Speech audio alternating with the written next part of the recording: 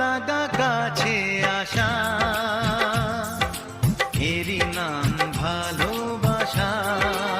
Hello বন্ধুরা, welcome back to our channel মিষ্টি lifestyle. তো বন্ধুরা, সবাইকে শুভ বিকাল। সবাই কেমন আছো? আশা করি ভালো আছো। অনেক দিন আমার এই ডেইলি ব্লগটা শেয়ার করা হয় না, তো আজ ছাদেই আসতে পারি না, তার জন্য ছাদের পরিবেশটা তোমাদের সঙ্গে তুলে ধরতে পারি না। তো আজ মানে অনেক দিন পরে, প্রায় 15 থেকে 20 দিন পরে আজ এই বিকাল টাইমটায় হালকা রোদ্দুর আছে। তো খুব না, হালকা। এখন অবশ্য 5টা বাজে, তো হালকাই হবে। তার জন্য ছাদে এসেছি একটু কিছু শর্ট রিলস করতে। তো ভাবলাম একটু ব্লগটাও করি। তো দেখো পরিবেশটা কত সুন্দর লাগছে চারপাশে।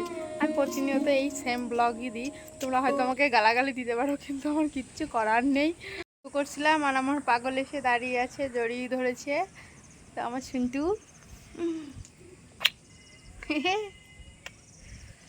কি করছো? তাই তো গাছগুলো তো বৃষ্টির জন্য খুব সুন্দর হয়েছে। এই যে ফুল ফুটেছে, এতদিন তো ফুল ছিল না। তাই ওটা কি গাছ বলো তো? ওই যে নিম গাছ। নিম গাছ? আচ্ছা বন্ধুরা, তোমরাই বলো তো এটা কি নিম গাছ? আমার পাগলা বলছে এটা নিম গাছ। তো তুলসী গাছ। নিম গাছের মতো তুলসী গাছ লাগতো, আমি করব। তাই? হ্যাঁ, নিম গাছের তুলসী মতো। আর এই দেখো আমার পছন্দের জিনিস নিয়ে এসেছে তোমাদের দাদা ভাই, অনেক দিন ধরে খেতে ইচ্ছা করছিল, তো আজ বৃষ্টির মধ্যে নিয়ে এসেছি, খুব ভালো লাগছে। তো আমি কিন্তু রীতিমতো সন্ধ্যা দিয়ে এসেই শুরু করে দিয়েছি খেতে। আমার কিন্তু ভীষণ পছন্দের জিনিস, আর এটার উপর দই, সস, চানাচুর অনেক কিছু দেওয়া ছিল, খুব টেস্টি হয়েছিল জানো। আর যেহেতু বাইরে বৃষ্টি হচ্ছে, তো মুখরোচক জিনিস দারুণ দারুণ। সন্ধ্যাবেলায় চুরমুর নিয়ে এসেছিলো তোমাদের দাদা ভাই, খেয়ে নিয়েছি। আর এখন দেখো এই যে নাইটি দেখতে পাচ্ছ, এগুলোর বোতাম লাগাবো, আর ওই যে ওই পড়তে বসেছে, ওকে পড়াবো। তো এই ঘরে আমরা অবশ্য থাকি না, আমি শুধু এই যে সেলাই করি, আর এই ছেলে পড়াশোনা করে, আর এই নাইটি টাইটি যখন কাজ করি তখনই। ভীষণ রাগ হচ্ছে জানো তো।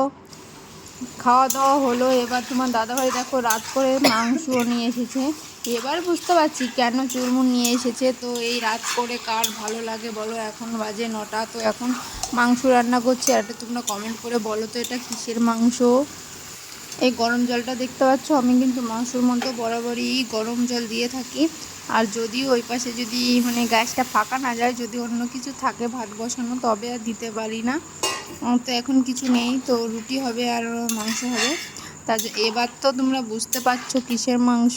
তো আমি এটা বলবো না, এটা অজানাই থাক। তোমরা যদি জানো তাহলে কমেন্টে জানিও।